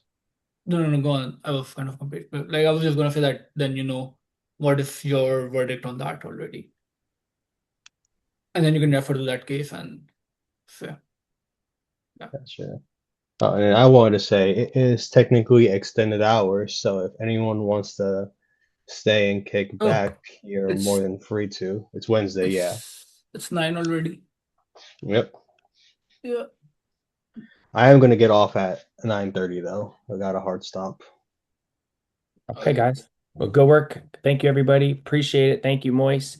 Next week on Wednesday, we'll get that Defender walkthrough. So you guys will, there's going to be a course by the end of tonight published in school that's going to be for IR. So, Adrian, that's going to be another thing that's going to be on your to-do list. So, we already have a CTI course published. We got a threat hunting course published, and we have by the end of tonight we'll have a incident response management course published with 2 walkthroughs for each EDR, and we'll be adding the third one next week. So there's a CS walkthrough, there's a SentinelOne walkthrough, and then there'll be a CrowdStrike.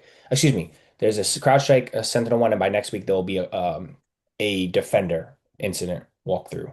So now you'll have 3 different scenarios from start to finish to report on how to go through incident response. All right. Good. Have a good night. Yeah, and I guess even other than Adrian, like the people who have been here since quite a time, they can also look into that, because if you feel that something has been missing on your part, Yeah.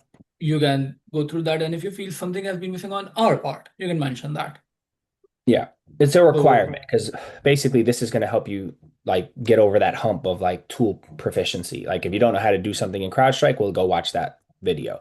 If you don't know how to do something in Defender, go watch that video. So there will be no, no one there should never be an instance now where somebody doesn't know how to perform every day, every function on their own independently.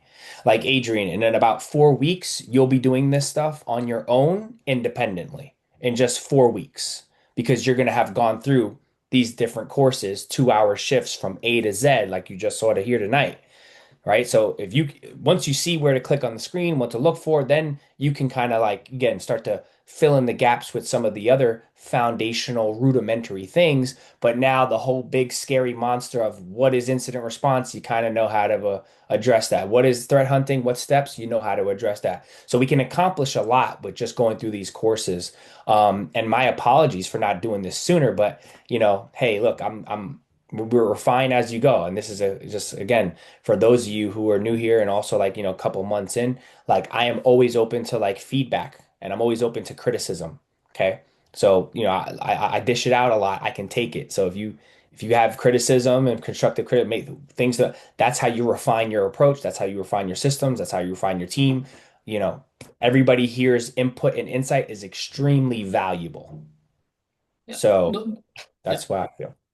no, I guess even after 1 year, we would have something more to add into it. Even after that, like because I remember, I don't know Sure. how much longer I have been working. It's like, A while. but it was way more different before when we started, Yeah, and true. now it's more different. So the improvement they keep coming on with time, but I guess that is one thing for which we should give credit to William, that he's always on his toes and always try to climb higher, so which kind of makes things better and better each time. I appreciate the credit, but I can't take the credit because it's everybody else that makes this place special. So, just here to try to steer the boat as best as I can. And we're thankful to you, Moise, for your leadership as well. And, Moise, what time is it where you're at right now? 3:05 a.m. 3:05 a.m. So, Yes. you know, Yeah. The to days talk are about. getting shorter, so we don't have daylight night. Yeah. So I can't take the credit, so, but thank you. And again, 12 months ago, we didn't have Sentinel. We didn't have Defender. We Yes, didn't yes, yes. have Splunk.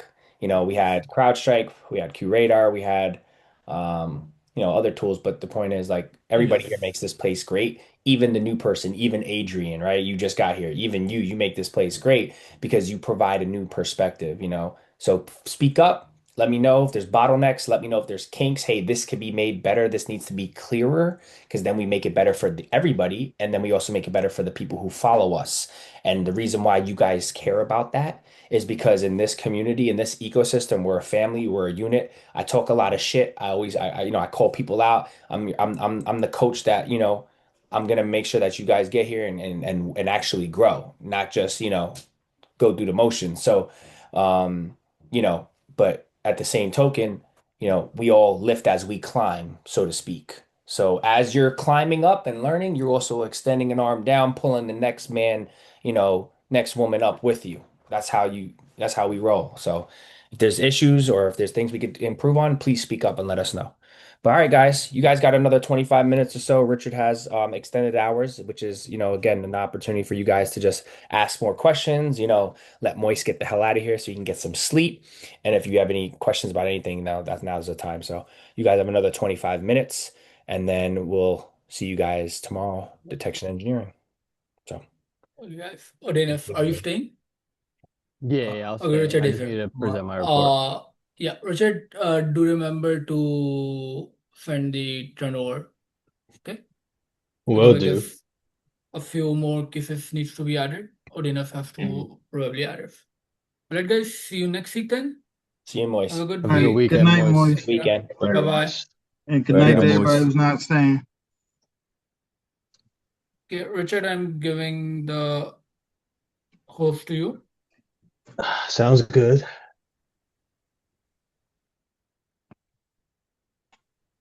Perfect. And then